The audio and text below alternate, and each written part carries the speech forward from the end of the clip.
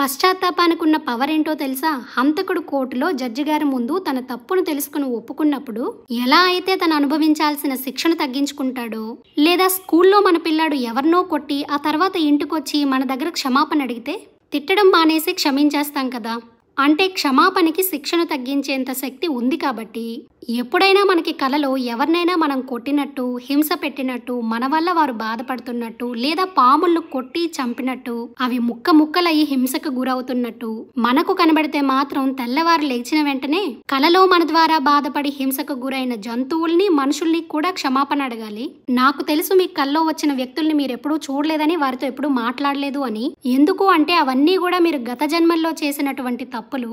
ఆ తప్పులను ఇప్పుడు యూనివర్స్ మీకు చూపిస్తూ మీరు అనుభవిస్తున్నటువంటి బాధలకు, కష్టాలకు అన్నింటికీ కారణాలు కూడా మీ గత జన్మలోని అధర్మ కర్మలే అని చెప్తుంది. ఒక్క క్షమాపణ ద్వారా మన శిక్షను తగ్గించుకోవచ్చని మనకు తెలుసు కాబట్టి మన కలలో ఎవరినైతే బాధ పెట్టామో వాళ్ళందరినీ కూడా క్షమాపణ అడగడం ద్వారా ప్రస్తుతం మనం అనుభవిస్తున్నటువంటి సమస్యల నుండి విముక్తి పొందొచ్చన్న విషయాన్ని గమనించండి. ఇలాంటి మరిన్ని ధ్యాన సంబంధిత వీడియోస్ కోసం వీడియోని లైక్ చేసి ఛానల్ని సబ్స్క్రైబ్ చేసుకోవడం మర్చిపోకండి.